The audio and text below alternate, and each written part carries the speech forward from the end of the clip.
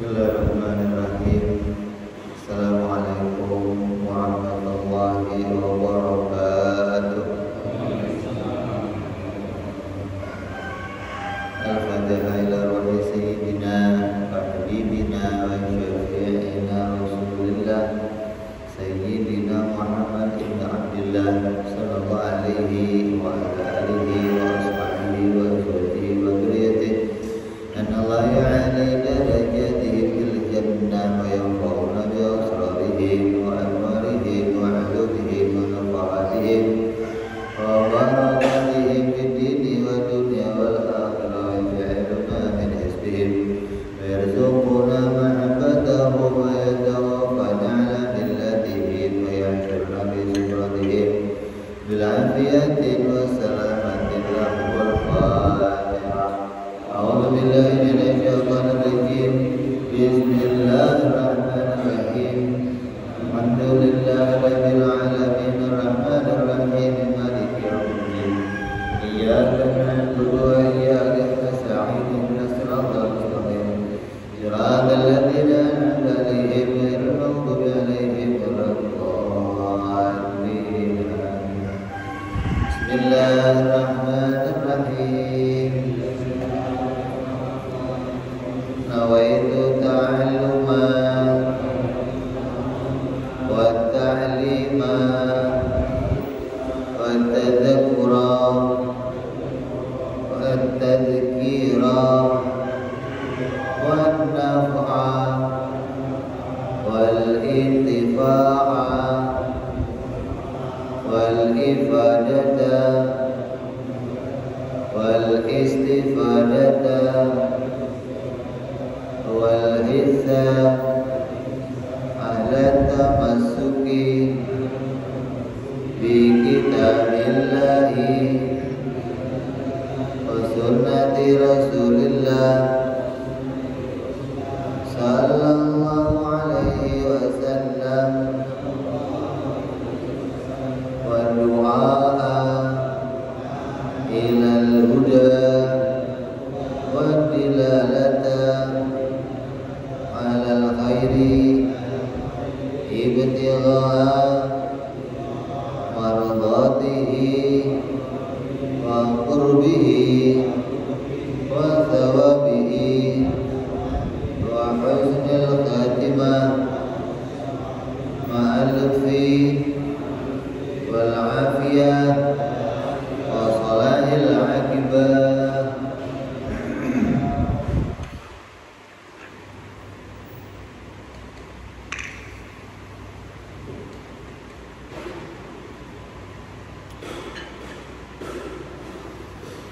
Bismillahirrahmanirrahim. Alhamdulillahirabbil alamin. Wassalatu wassalamu ala asyrafil anbiya'i wal mursalin sayyidina wa habibina wa syafi'ina wa maulana Muhammadin wa ala alihi wa sahbihi ajma'in. Amma ba'du. Qala musanniful kitab rahimahullah wa nafa'ana bihi wa bi ulumihi fid dharain. Allahumma aftah qulubana futuhal arifin wa bi'ilmatika wansur alaina birahmatika ya arhamar rahimin. Ila antal. Sampai apa kita telah?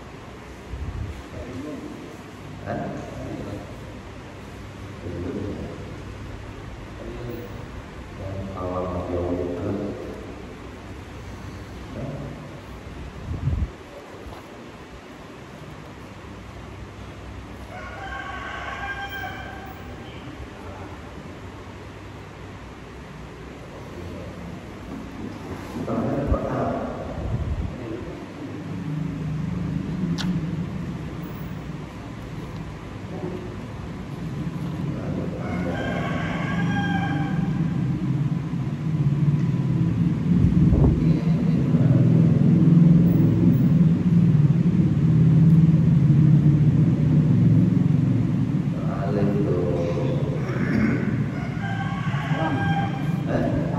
Ya, surat kalam ya.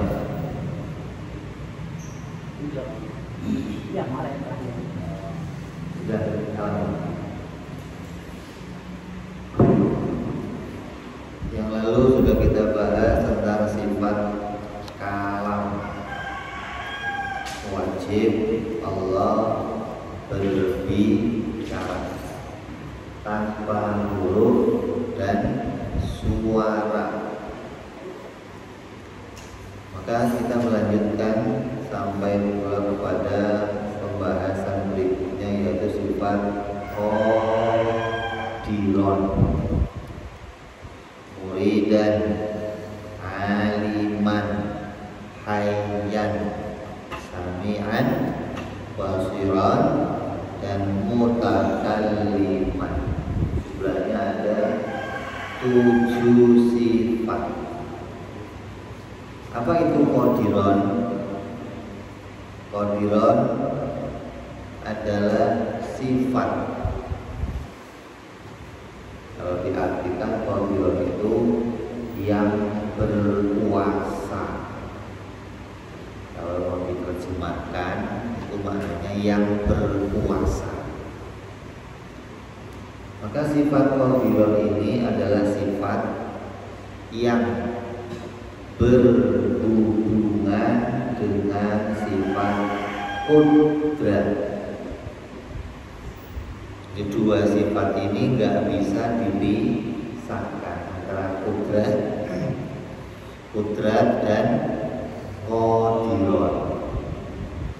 Kalau ada sifat qadiron, ya pasti ada sifat qudrat.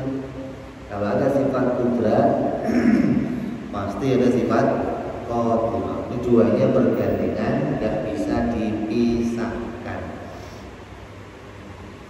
Karena keduanya adalah lazim malzum bagi Allah Subhanahu wa ta'ala, sesuatu yang bergandengan, berkaitan, yang tidak saling mendahului. Contoh sifat qadiron itu contohnya seperti yang ada pada kita. Contohkan kayak biru, baju sifatnya apa ini? Biru. Biru jadi sifatnya baju.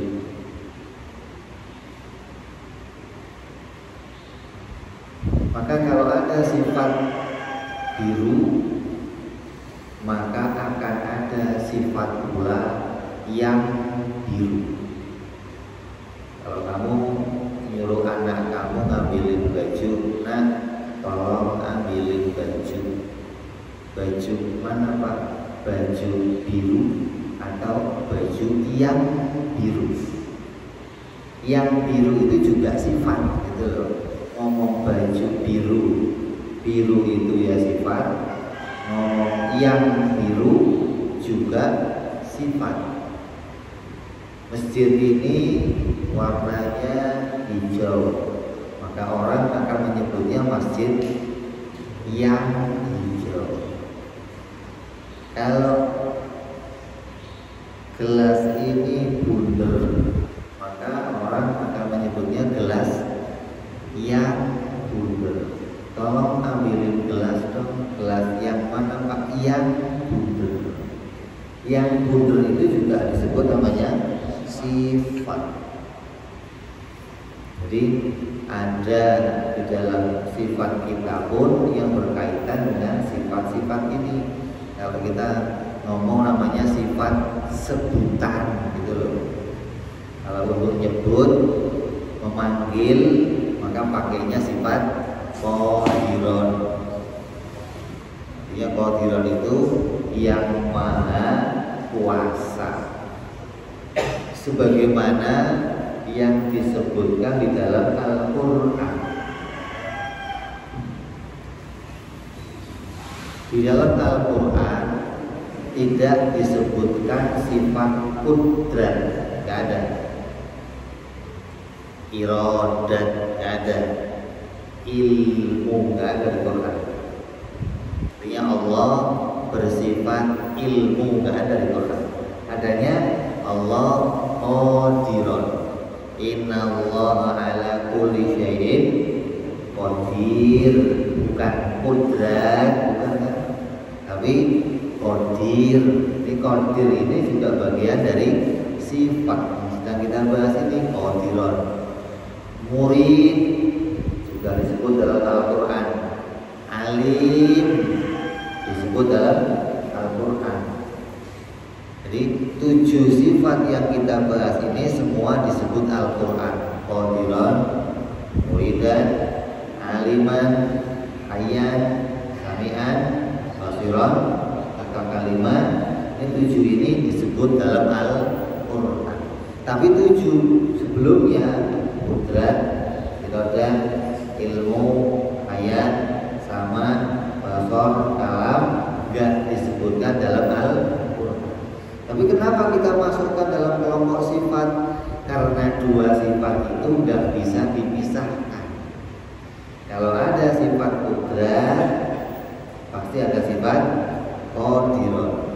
Kalau ada sifat qadirun, pasti ada sifat qudrat. Seperti disebutkan dalam Al-Quran qadirun. Orang yang akalnya cerdas pasti akan memahami, nggak mungkin disebut qadirun kalau nggak ada sifat qudrat. Contohnya begini, saya disebut orang yang duduk. Ada sekarang apa?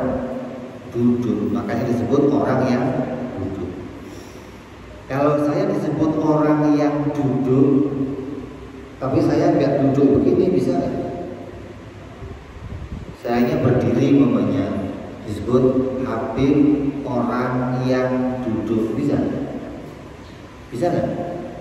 Ya nggak bisa, nggak cocok namanya. Mau saya yang berdiri disebut orang yang duduk. Kalau saya disebut orang yang duduk, ya pasti keadaan saya ya begini, duduk gitu. Saya disebut orang yang berdiri, keadaan saya pasti berdiri. Saya disebut orang yang berlari, keadaan saya ya berlari. Sesuai namanya, sebutan dengan keadaannya harus sesuai, gitu loh. Allah disebut qadirun. Kalau ditanya kenapa Allah qadirun, karena Allah bersifat qudrat. Dua sifat ini berkaitan, nggak bisa dipisahkan. Kenapa Allah disebut muridan? Karena Allah bersifat iradah. Kenapa Allah disebut aliman?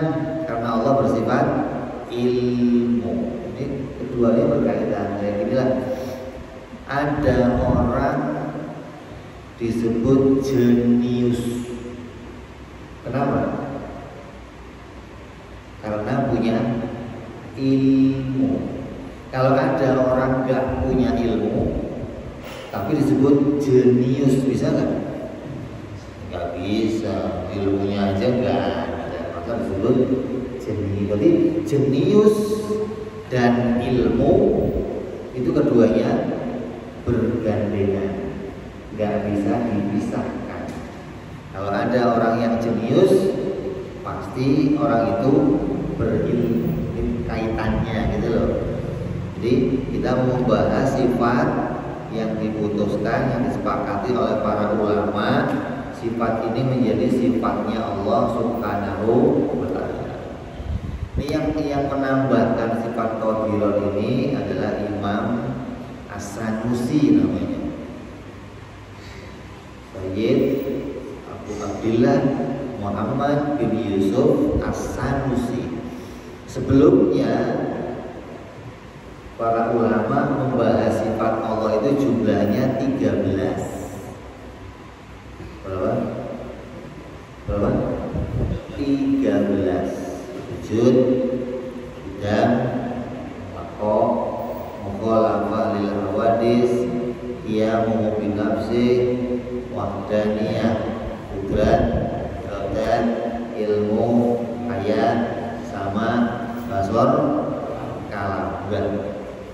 13. Tapi kemudian Imam As-Sanusi menambahkan 7, yaitu qadiran, muridan, aliman, hayyan, sami'an, basiran, dan mutakalliman. Maka ditambah 7, jumlahnya jadi 20. Tadinya bahas 13. Kemudian oleh Imam Sanusi ditambah 7 sifat hingga jumlahnya ada 20. Kenapa ditambah oleh Imam Sanusi? Karena Imam Sanusi mengkelompokkan qadiron menjadi sifat. Sedangkan ulama sebelumnya mengkelompokkan qadiron itu tidak menjadi sifat. Maka penambahan 7 ini sampai sekarang bagi ulama-ulama mutaakhirin maka terus mengikuti pendapat Imam As-Sanusi yang mengatakan sifat Allah yang wajib diketahui jumlahnya ada 20 setelah ditambah dengan qadiron sampai mutakalliman. Kenapa itu ditambahkan? Kan 13 cukup, udah banyak, udah banyak. Yes, 13 sudah paket ditambahin 7. Kenapa? Karena ada kelompok-kelompok yang namanya kelompok Mu'tazilah, kelompok yang dikeluarkan dari Ahlus Sunnah wal Jamaah. Kelompok ini meyakini dengan keyakinan tidak sebagaimana keyakinan kita. Mereka meyakini dalam mengenal Allah itu pakai 3 cara, pakai 3 pondasi. Apa? Uluhiyah, rububiyah, asma dan sifat. Ini keyakinannya orang-orang salafiyah, wahabiyah. Mereka meyakini mengenal Allah itu harus dengan pondasi 3. Uluhiyah, rububiyah, asma dan sifat. Asma-asma Allah, nama-nama Allah dan sifat-sifat Allah adalah semua yang tertera di dalam Al-Quran. Maka otomatis kalau mereka hanya mengambil yang ada dalam Al-Quran, nama dan sifat Allah, berarti mereka tidak memasukkan kudrat, iradat, ilmu, ayat, sama, basor dan kalam. Ditolak, tidak dimasukkan. Gantinya mereka memasukkan kudrat, qadiran, muridan, aliman, ayat, sami'an, basiran dan jadi mereka memasukkan yang disebutkan dalam Al-Quran, mereka menolak yang tidak disebutkan dalam Al-Quran. Imam As-Sanusi memasukkan kedua-duanya. Kudratnya dimasukkan, qadiran juga dimasukkan. Untuk apa? Untuk menunjukkan kami kelompok Ahlus Sunnah wal Jamaah. Kalau kamu mau belajar sifat Allah, belajar kitab tauhid, tapi tidak memasukkan sifat kudrat, iradat, ilmu, hayat, sama, basor, kalam, maka tinggalkan kajiannya. Pasti kajiannya kajian wahabiyah. Pasti kajiannya kajian salafiyah. Maka itu bukan masuk kelompok Asy'ariyah wal Maturidiyah. Kita membuat batasan, jangan sampai kamu masuk kelompok-kelompok yang di luar Ahlus Sunnah wal Jamaah. Emangnya perbedaannya apa antara kudrat dan qadiran itu? Ulama menyepakati siapa yang menolak sifat-sifat Allah yang 20, menolak salah satunya, maka hukumnya kafir. Siapa yang menolak kudrat, iradat, ilmu, hayat, sama basor kalam hukumnya kafir. Itu kesepakatannya para ulama. Berarti kelompok-kelompok ini menolak sifat kudrat, iradat, ilmu hayat sama basor dan kalam. Maka hukumnya mereka sudah keluar dari orang yang mengimani Allah dengan benar. Gitu loh. Jadi bukan perkara sepele, perkaranya bisa menyebabkan kita sampai keluar dari keimanan yang benar. Gitu loh. Nah, kok bisa pengaruhnya gede, Bib? Iya. Kita bahas sekarang. Sifat qadiron itu sering kita nyebut Allah itu maha kuasa. Saya mau nanya, Allah maha kuasa itu mulai kapan? Mulai kapan Allah itu maha kuasa?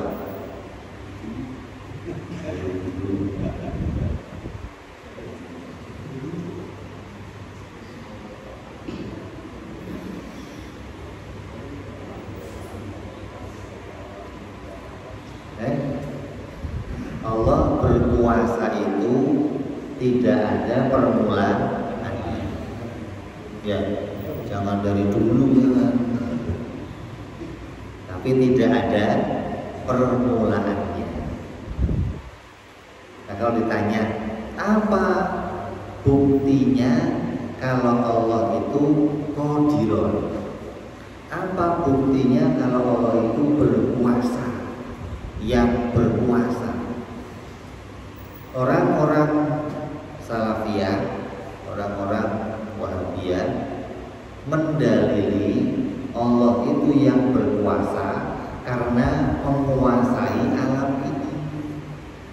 Karena ada alam langit, bumi dan segala isinya, maka Allah disebut yang berkuasa. Ini dalil atau bukti yang diajukan siapa? Orang-orang Salafiyah atau Wahabiyah, bahwa Allah itu disebut yang berkuasa karena ada yang dikuasai. Yang dikuasai mana? Langit, bumi, manusia, malaikat, segala isinya itu dikuasai oleh Allah. Maka dengan menguasai itu semua, Allah disebut yang berkuasa. Kayak benar ya? Benar nggak?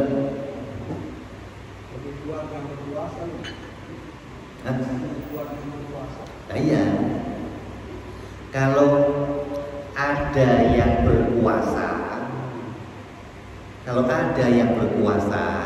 itu biasanya ada yang dikuasai, gitu loh. Saya menguasai gelas ini, berarti saya yang berkuasa.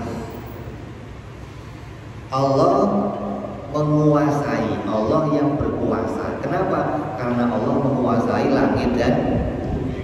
Nah, pertanyaannya, sebelum adanya langit bumi, Allah berkuasa enggak? Berkuasa enggak? Buktinya apa? Hah? Setelah ada langit dan bumi. Sebelum ada langit bumi, Allah berkuasa enggak? Buktinya mana? Oh, enggak menguasai apa-apa. Enggak ada langit, enggak ada bumi, enggak ada manusia, enggak ada jin, enggak ada malaikat. Allah disebut yang berkuasa itu dengan dalil apa? Itu loh. Kalau yang berkuasanya Allah didalili dengan langit bumi, berarti baru kemarin. Sebelumnya enggak berkuasa kalau begitu Allah. Kenapa? Karena Allah berkuasa setelah menguasai langit dan gitu loh. Kita Ahlus Sunnah mengimani Allah itu yang berkuasa Bukan gara-gara langit bumi, bukan. Mau ada langit, mau gak ada langit, mau ada bumi, mau gak ada bumi, Allah yang berkuasa. Buktinya mana kalau Allah berkuasa? Ahli sunnah memilih adanya sifat kudrat, gitu loh. Karena ada sifat kudrat, maka Allah qadirun. Kalau nggak ada sifat kudrat, ya nggak ada qadirun. Ini perbedaan pengambilan dalil antara ahli sunnah, antara Asy'ariyah wal Maturidiyah dengan orang-orang Salafiyah. Itu perbedaannya, gitu loh. Yang satu mengartikan Allah itu yang berkuasa karena adanya langit dan bumi, menolak adanya sifat kudrat. Sedangkan kita mengimani Allah itu yang berkuasa bukan gara-gara adanya langit bumi, bukan, tapi karena adanya sifat kudrat. Jadi sifat kudrat dan sifat qadirun itu bergandengan, gitu loh. Makanya kita setiap membaca Allah, setelah baca kudrat baru baca qadirun, karena dua sifat ini bergandengan, tidak bisa dipisahkan. Kalau mereka kan enggak. Nah, orang yang menolak sifat kudrat itu aneh. Sama aja ada orang jenius tapi enggak ada sifat ilmunya. Ada orang disebut orang yang duduk tapi keadaannya enggak duduk. Bajunya disebut baju yang biru tapi enggak ada warna biru. Bisa enggak? Bisa enggak? Itu baju yang biru tapi enggak ada warna. Bisa? Ya enggak bisa. Bagaimana ada baju yang biru tapi warnanya enggak biru? Maka itu enggak bisa disebut sebagai sifat. Kalau disebut sebagai sifat ya harus ada barangnya. Ini orang yang duduk, ya harus keadaannya duduk. Ini orang yang berdiri, keadaannya harus berdiri sesuai dengan kenyataannya. Ahli sunnah wal jamaah melihat apa yang nyata, gitu loh. Bukan hanya melihat tulisan, tapi melihat kenyataan. Kenyataan antara dua sifat ini nggak bisa dipisahkan. Maka ahli sunnah meyakini keduanya menjadi sifatnya Allah Subhanahu wa ta'ala. Adapun kelompok-kelompok Salafiyah memisahkan antara dua sifat ini, bahkan menolak salah satunya. Maka itu bagian dari yang menurut ahli sunnah sudah sampai kepada keimanan yang salah tentang Allah Subhanahu wa ta'ala. Jadi Allah disebut yang berkuasa, sebabnya apa? Karena adanya sifat kudrat. Jadi Allah disebut yang berkuasa bukan karena menguasai alam, bukan, tapi karena adanya sifat kudrat. Jadi mau ada alam, mau nggak ada alam, Allah tetap yang berkuasa, gitu. Jadi semua sifat-sifat ini disebut namanya sifat-sifat panggilan bagi Allah atau sebutan bagi Allah. Kalau kita mau memperkenalkan kepada anak kita sifat-sifat Allah, maka kita sebut Allah itu Tuhan yang maha kuasa, yang maha berkehendak, yang maha mengetahui. Maka nama-nama itu atau sifat-sifat itu kita sebut dengan qadiran, muridan, kaliman, sampai mutakalliman. Yang selanjutnya sifat muridan juga sama. Muridan adalah sifat yang bergandengan dengan iradah. Kalau ada muridan pasti ada iradah. Keduanya adalah perkara yang nggak bisa dipisahkan. Terus setelahnya aliman juga sama, aliman sifat yang bergandengan dengan ilmu. Kalau ada aliman pasti ada ilmu. Gak mungkin ada ini orang alim tapi gak punya ilmu, bisa? Bisa gak? Ada orang alim tapi gak punya ilmu, bisa? Bisa? Kalau ada alim tapi nggak punya ilmu, itu alim itu jadi nama, bukan sifat. Namanya siapa? Namanya alim. Oh goblok banget sih. Namanya alim, bukan sifatnya alim. Ini masjid Al-Alim, isinya alim semua. Isinya ini masjid Al-Alim, berarti isinya alim. Kalau ada orang yang alim pasti ada ilmunya. Gak mungkin ada alim tapi gak ada ilmunya, gak mungkin. Jadi alim dan ilmu itu keduanya bergandengan. Maka Imam As-Sanusi memasukkan keduanya sebagai kelompok sifat Allah. Ilmu ya sifat, alim juga sifat. Ini orangnya alim, ini orangnya berilmu, sama. Ngomong alim, ngomong berilmu, keduanya bergandengan. Terus Hayyan, yang maha hidup. Allah disebut yang maha hidup sebabnya apa? Karena adanya sifat hayat. Ini ahli sunnah nih, Asy'ariyah. Allah kenapa hayyan, yang maha hidup?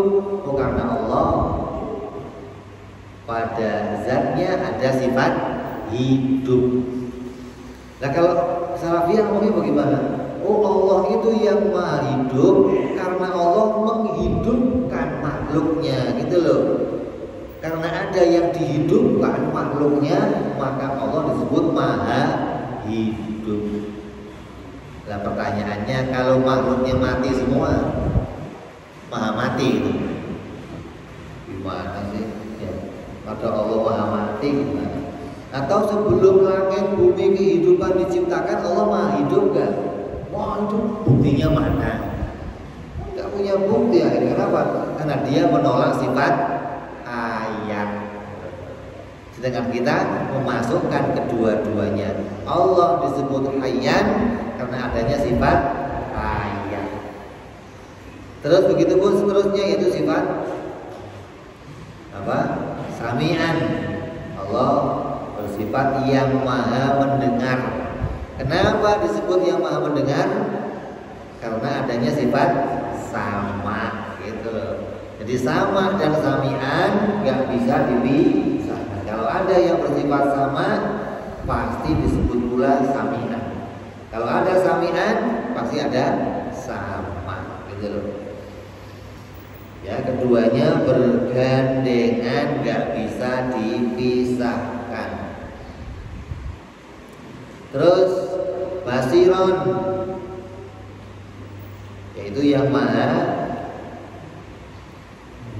melihat. Tadi yang maha mendengar sami'an, kemudian yang maha melihat basiron. Kalau ada basiron pasti ada basor.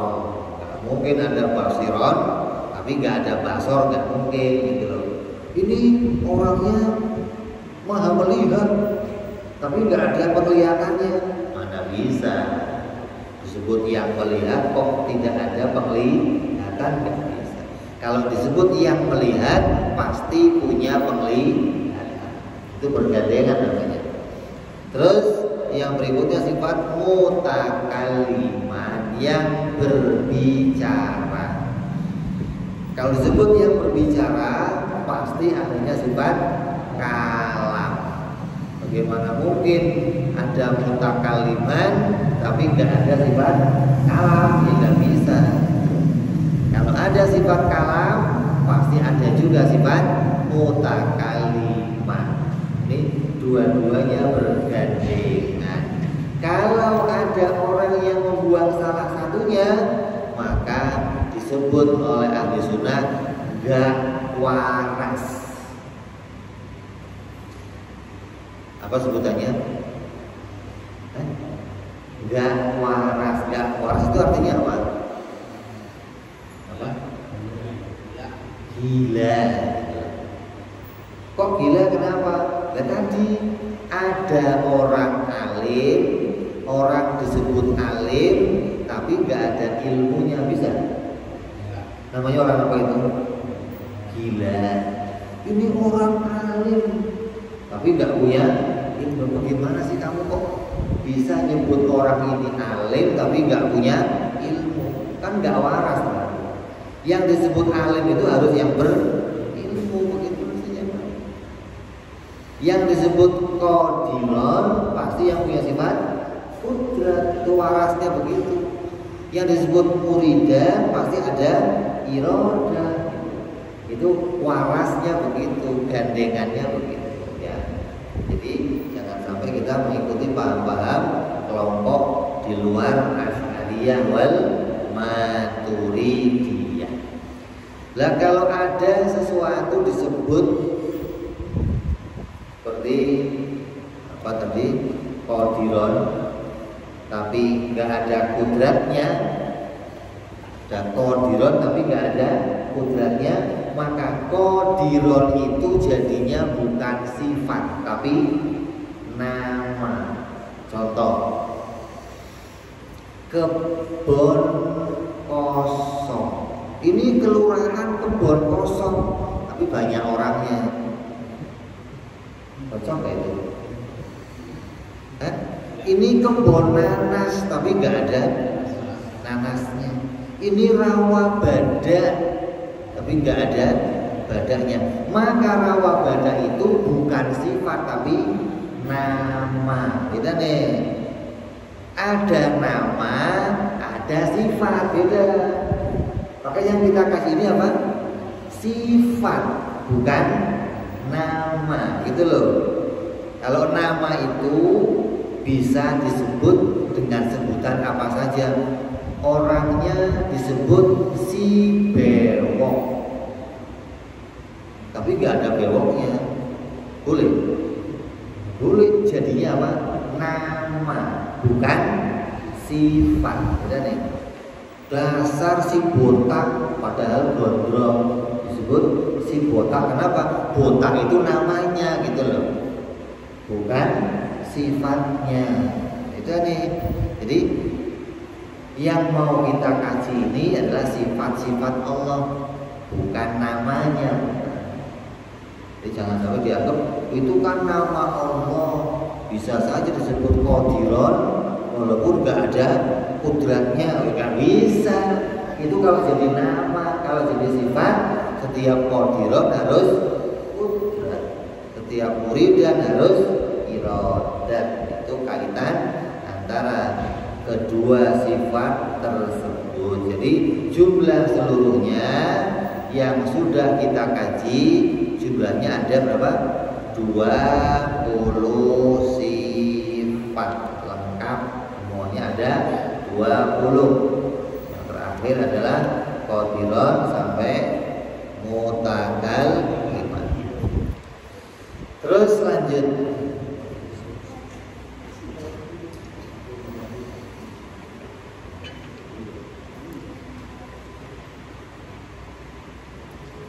Apa buktinya? Apa buktinya kalau Allah itu pada dirinya ada 20 sifat? Apa buktinya? Kalau pada dirinya Allah itu ada 20 sifat. Apa buktinya? Buktinya adalah adanya langit dan bumi. Terciptanya langit, terciptanya bumi, terciptanya segala sesuatu membuktikan pada dirinya Allah ada sifat yang 20. Kenapa? Andai 20 sifat ini kurang salah satunya, maka langit dan bumi tidak akan bisa diciptakan. Gitu loh. Kalau yang menciptakan itu tidak punya sifat yang 20, maka dia tidak akan bisa menciptakan langit bumi. Contoh Allah punya 20 sifat, umpamanya kurang 1. Apa yang kurang? Kalam. Allah itu ya semua sifatnya ada, tapi dia bisu. Mungkin enggak Tuhan pencipta langit bumi ini bisu?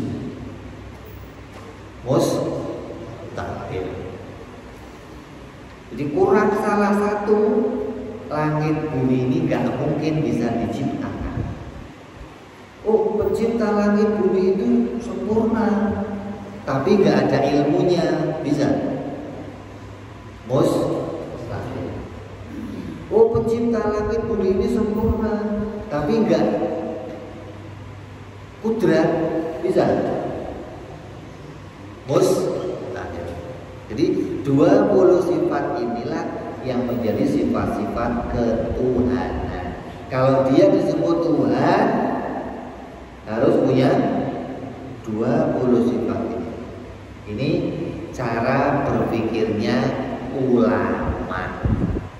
Walaupun nama-nama Allah dalam Al-Quran ada 99, tapi untuk mengenali Allah dengan 20 sifat ini, kamu sudah cukup dan bisa mengenal Allah. Gitu loh. Walaupun nggak pakai yang 99, kamu dengan 20 sifat ini sudah bisa mengidentifikasi gitu loh. Kalau Allah itu pasti Tuhan. Maka kalau kamu melihat mereka yang lain, yang selain orang Islam, yang menyembahnya Wisnu, yang menyembahnya Yesus, yang menyembahnya ini nyembah, coba tanya mereka Tuhan yang mereka sembah itu punya nggak 20 sifat ini? Pasti nggak ada. Maka 20 sifat ini menjadi pedomannya Ahlus Sunnah wal Jamaah. Seperti katakan pedomannya orang Islam. Dalam mengimani Allah, kita mengimani Allah yang kita sembah itu adalah zat yang bersifat dengan sifat 20. Artinya apa? Emang sifatnya Allah cuma 20 bit? Oh bukan. Sifat Allah enggak terbatas. Tapi dengan 20 sifat ini kita sudah bisa mengenali kalau dia pasti Tuhan.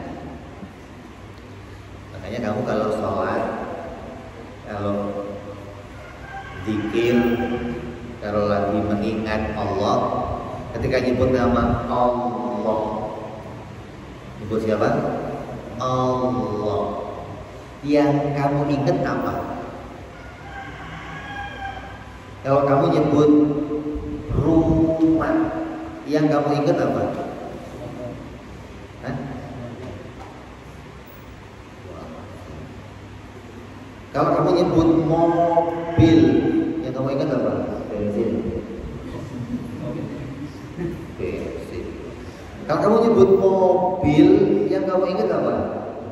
Ya mobil kan ada bannya, ada pintunya, ada setirnya, ada. Jadi ngomong mobil, di pikirannya ada gambar mobil, gitu loh. Ngomong rumah, di pikirannya ada anak bini. Kontrakan kan kosong, juga rumah juga. Rumah ada anak bininya semua. Jadi kalau nyebut rumah, yang terbayang apa? Ya rumah, ada atapnya, ada temboknya, ada pintunya. Berarti kamu kenal yang namanya rumah. Kalau ada orang nyebut rumah, tapi di sini nggak ada gambar rumah, berarti apa? Belum kenal rumah, gitu loh. kayak orang kampung lah, orang kampung gunung ke Jakarta. Nanti kamu turun dari kereta naik bajai. Ini bajai itu apa? Orang kampung nggak pernah ke Jakarta dikasih tahu bajai, maka dikasih gambar, oh bajai itu yang begini, begini, begini. Oh, baru muncul di pikirannya tuh, oh ini toh bajai, itu loh. Jadi ada orang ngomong bajai tapi nggak ngerti bajai. Nah, sekarang saya nanya, kalau kamu ngomong Allah, yang kamu ingat apa coba?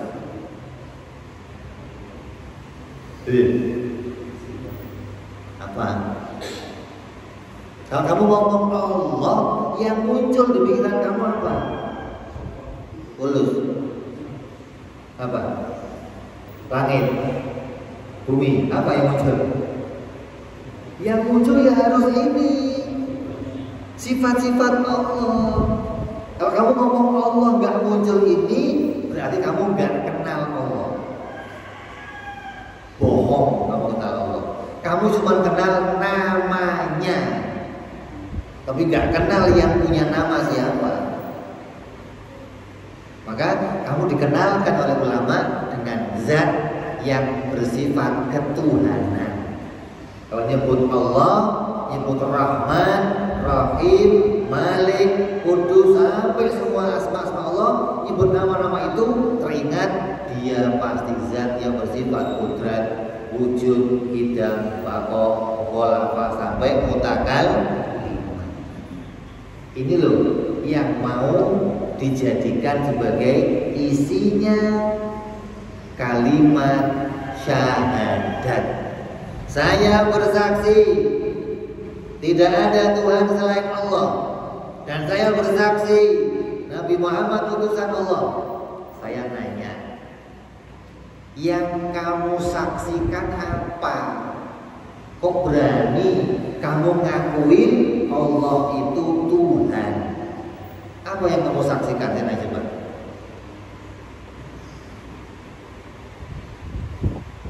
Orang bersaksi itu punya kesaksian gak? Coba ada orang di pengadilan jadi saksi, ditanya, saksi, kamu nyaksiin enggak? Enggak. Boleh jadi saksi kira-kira? Dan kamu ngapain kesini jadi saksi kok nggak nyaksiin apa-apa? Pulang-pulang. Orang jadi saksi pasti menyaksikan sesuatu, maka dia dijadikan. Nah sekarang kamu tiap hari nyatakan saya bersaksi tidak ada Tuhan selain Allah. Saya nanya, kamu nyaksiin apa? Nyaksiin apa? Dia nyaksiin ini sifat 20 ini. Dengan sifat 20 saya bersaksi Allah Tuhan. Begitu.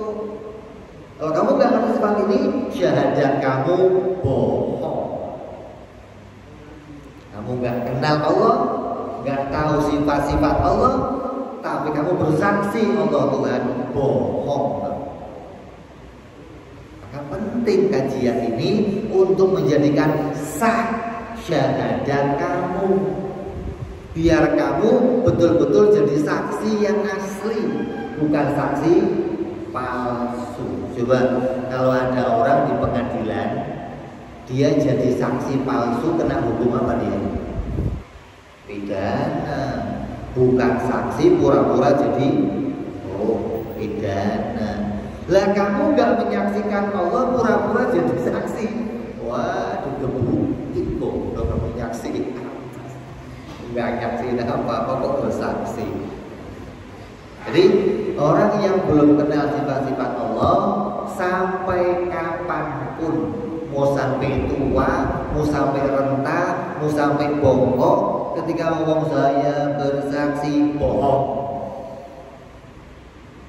Kenapa? Di pikirannya nggak muncul apa-apa.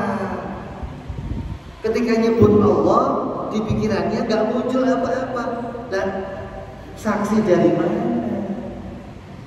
Tapi kamu punya saksi sekarang. Apa buktinya kalau Allah itu punya sifat yang 20? buktinya apa? Langit dan bumi.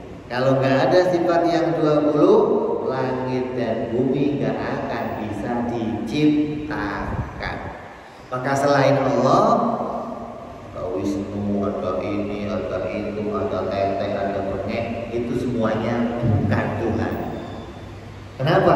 Karena tidak punya kriteria tentang Tuhan, nggak punya apa? Kecocokan dengan sifat-sifat ketuhanan.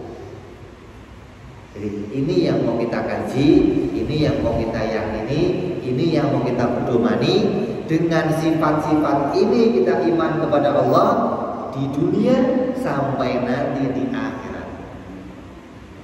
Kamu ingat nanti ya, semua ilmu yang kamu pelajari gak akan kamu ingat di akhirat kecuali ilmu ini. Ilmu ini akan kamu ingat di dunia sampai di dalam kubur, sampai nanti kamu bangkit lagi, sampai kamu jumpa dengan Allah Subhanahu wa Ta'ala. Kenapa? Ini pengenalan kamu tentang Tuhan. Ilmu yang lain gak kamu pakai di akhirat. Ilmunya sholat dipakai di akhirat. Ilmunya haji dipakai di akhirat. Mau haji di mana? Semua ilmu yang lain tidak akan kamu ingat di akhirat kecuali ilmu ini. Kenapa? Karena ilmu ini, dengan ilmu ini kamu mengenal Allah terus dari dunia sampai di kubur, sampai bangkit di alam mahsyar, sampai ke surga nanti kamu mengenal sifat-sifat ini ada pada Allah. Kalau hari ini kita hanya mengenal sifatnya saja pakai ilmu, tapi nanti kita akan melihat semua sifat-sifat ini ada pada Allah. Makanya orang yang nggak kenal sifat ini bahaya. Nanti di akhirat Allah akan menampakkan wujud-wujud yang dianggap Tuhan sebagai Tuhan. Muncul. Maka mereka yang nggak kenal sifat Allah akan mengatakan ini Tuhan kami, ini Tuhan kami, ini Tuhan kami. Tapi orang mukmin yang mengenal sifat ini mengatakan ini bukan Tuhan saya. Walaupun dia mengatakan saya Tuhan kamu, orang mukmin mengatakan bukan, kamu bukan Tuhan saya. Kenapa? Kamu nggak punya sifat-sifat ini. Jadi sampai kapanpun kamu mati, kamu hidup, kamu nggak akan tertipu dengan orang-orang yang mengaku Tuhan. Kenapa? Karena kamu sekarang sudah punya kriteria tentang Tuhan, mengenal tentang Tuhan, yang bagaimana sifat-sifat Tuhan. Sampai di akhirat nanti, ketika kamu jumpa Allah, maka sifat-sifat inilah yang akan kamu saksikan tentang Tuhan. Jadi nggak meleset gitu loh. Apa yang kita pelajari dengan apa yang nyata itu nggak akan meleset sesuai. Kamu nyebut rumah, di pikiran kamu ada sesuai namanya. Kamu nyebut Tuhan, nyebut Allah, di pikiran kamu ada 20 sifat. Ya, mudah-mudahan kita semua senantiasa berada dalam lindungannya Allah, penjagaan Allah, karunia dari Allah.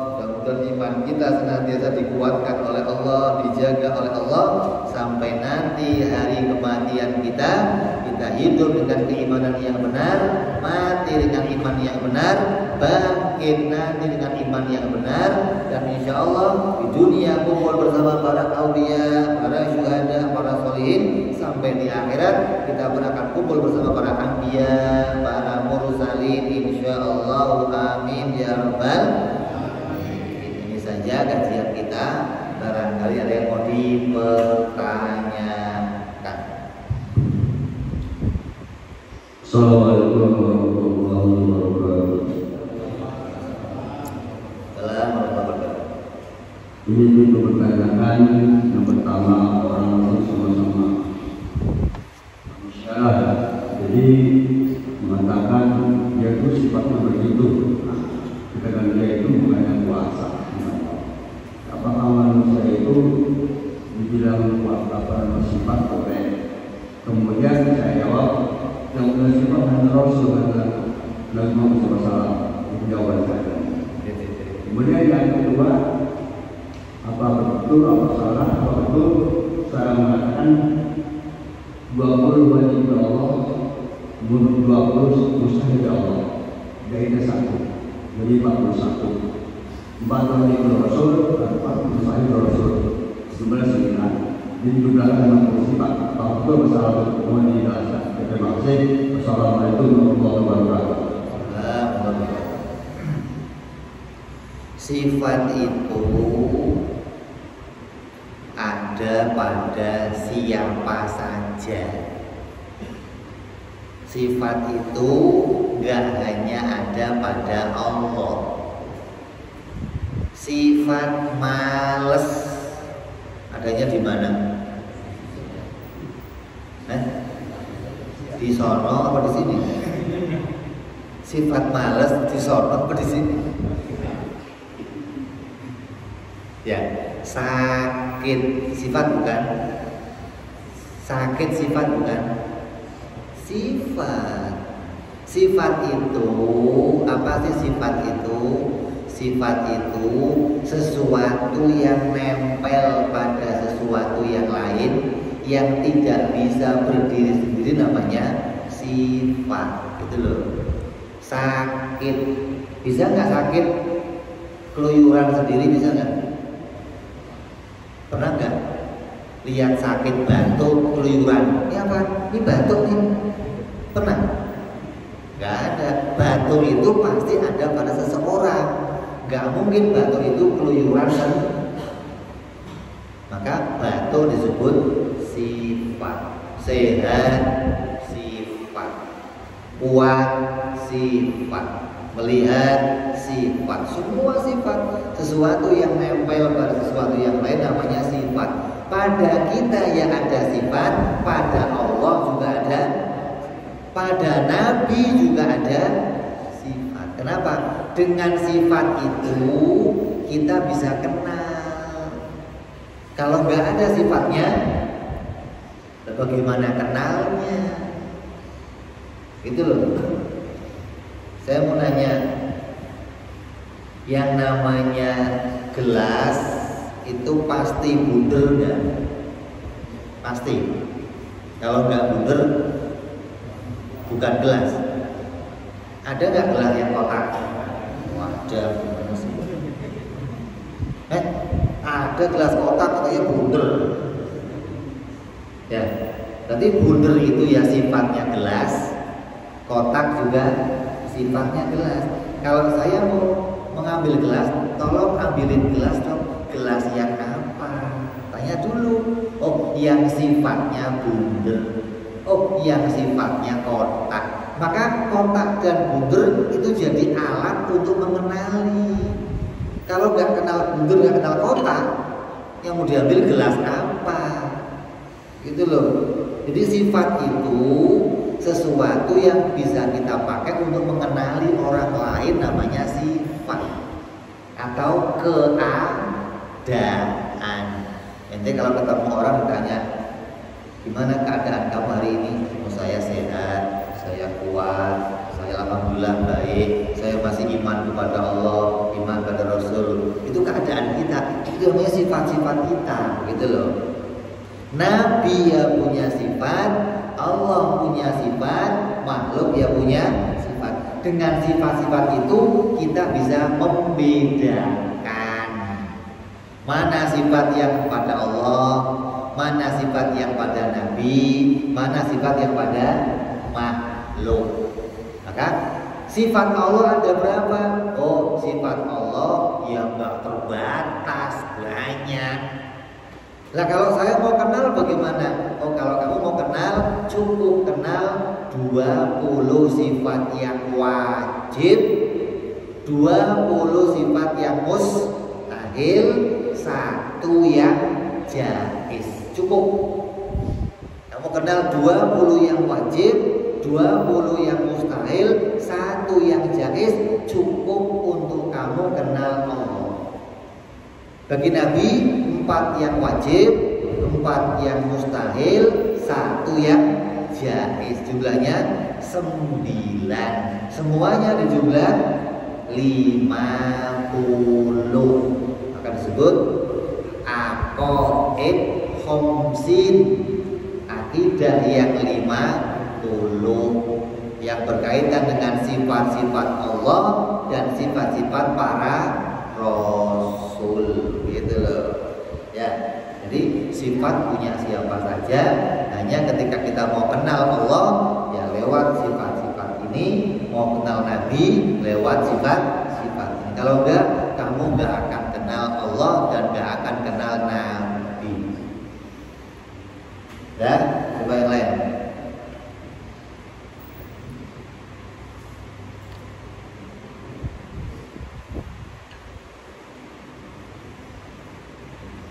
Nah, tuh. Dulu gantian dia orangnya juga.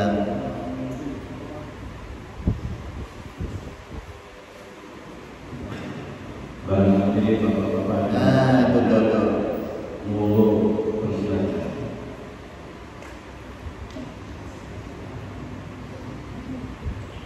Terima kasih. Assalamualaikum warahmatullahi wabarakatuh. Waalaikumsalam warahmatullahi wabarakatuh.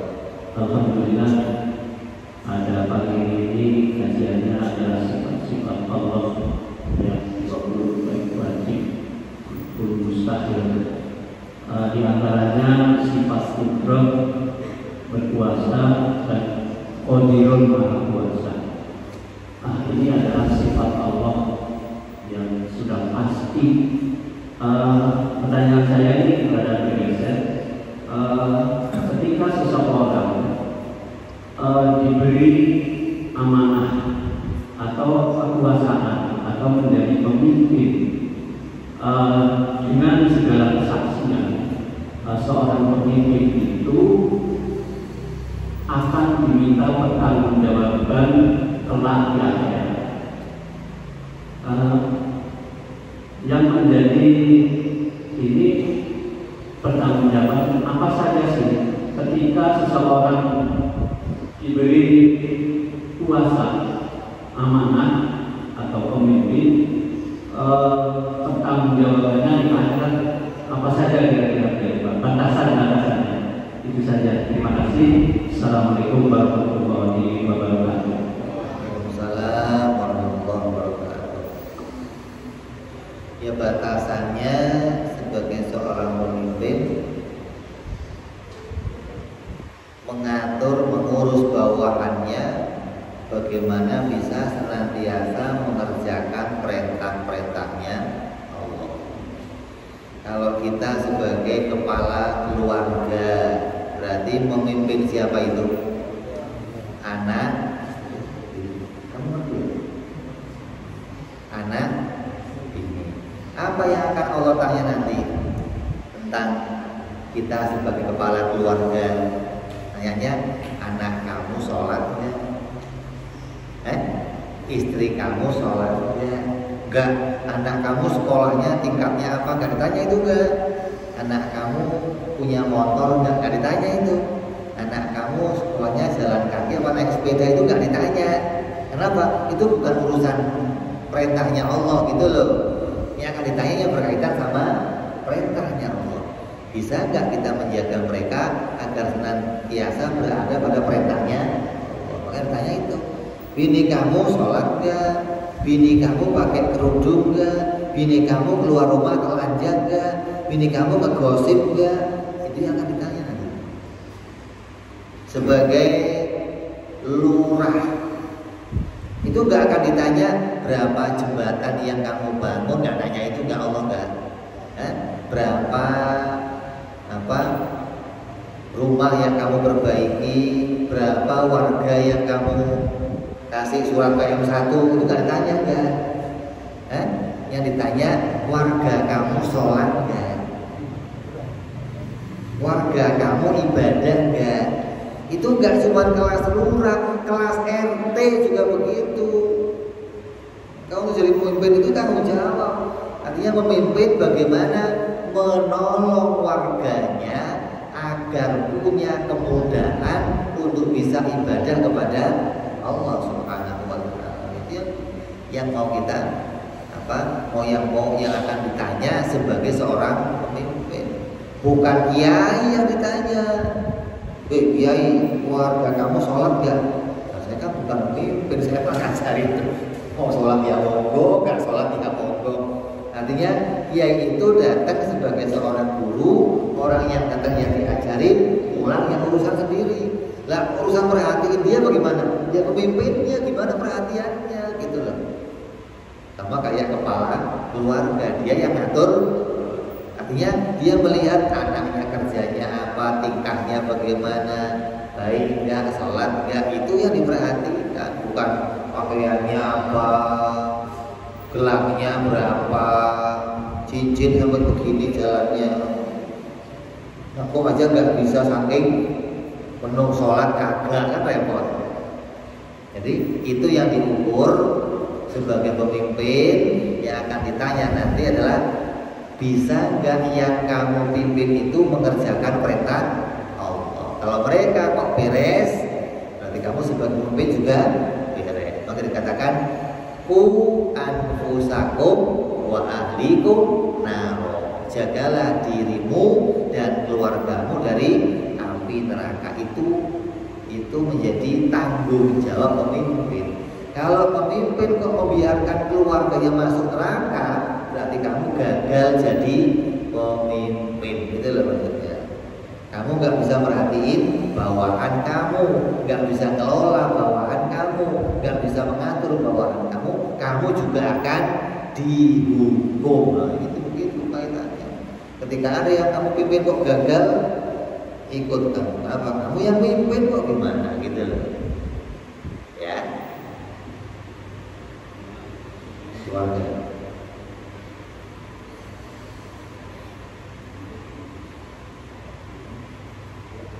Untuk selanjutnya barangkali ada jemaah yang bertanya, monggo dipersilakan.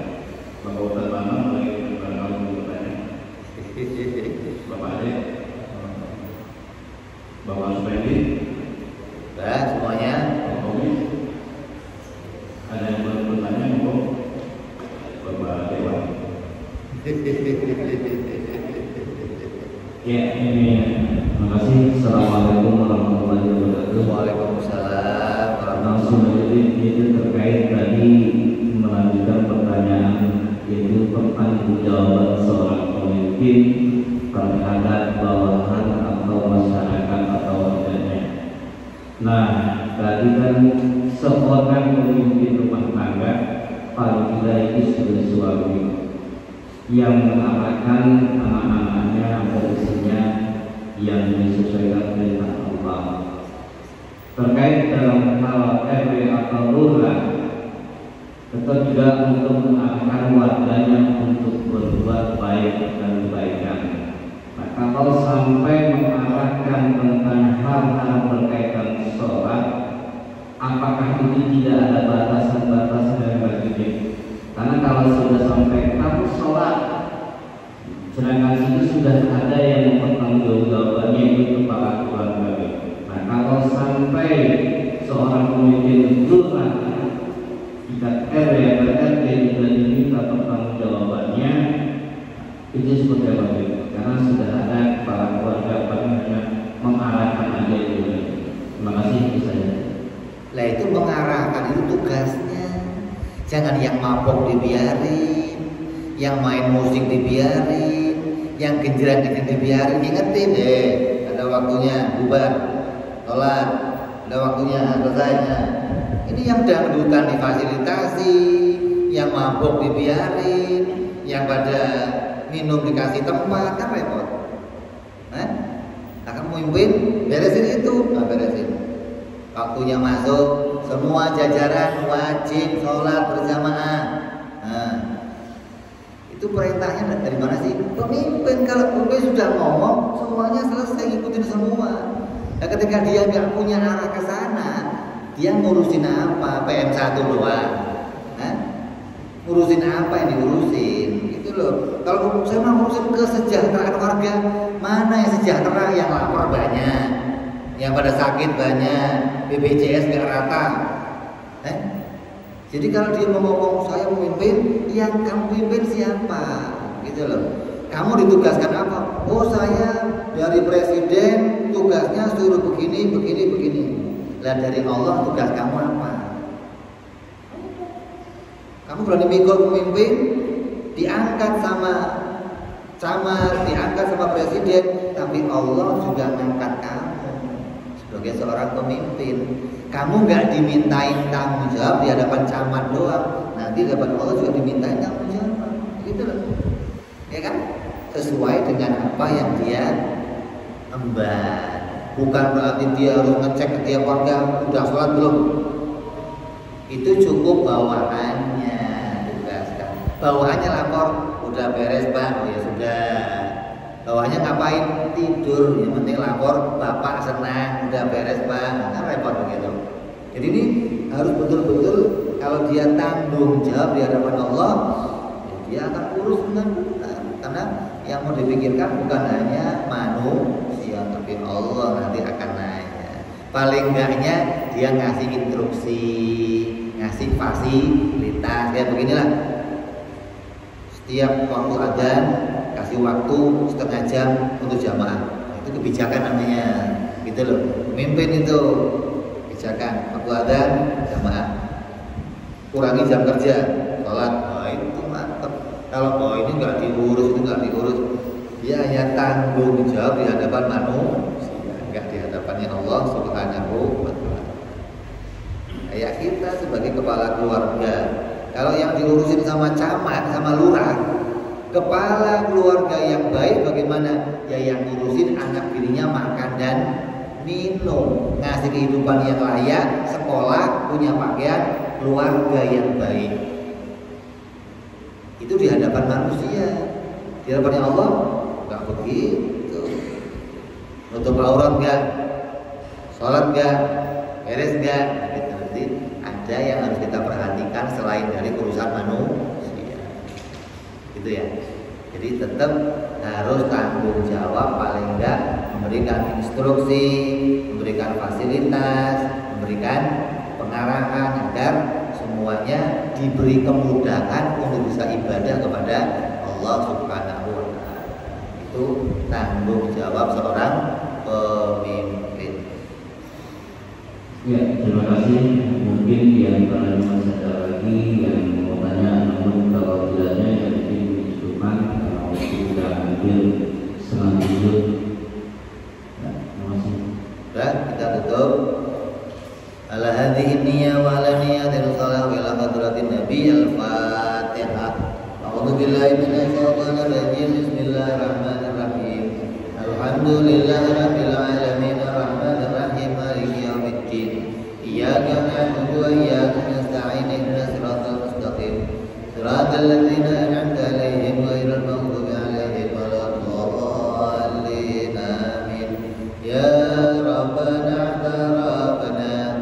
أننا اقتربنا وأننا أسرفنا على لظى أشرافنا وتب علينا توبة تغفر كل حوبة واستر لنا عوراتي وآمن رواتي واغفر لوالدينا ربي ومولودنا والآل والإخوان وسائر الهلال وكل ذي محبة أو فرد أو صحبة والمسلمين أجمعين ربي اسمع فضلا وجودا منا لا بالحساب منا بالمصطفى رسولنا ربي كل سوري صلى وسلم ربي عليه أنت الحبي ولي وصحبي جاد تعزيز صحبي والحمد لله بالبر والنبي سبحان ربك رب العزة عما يصفون سلام على المرسلين والحمد لله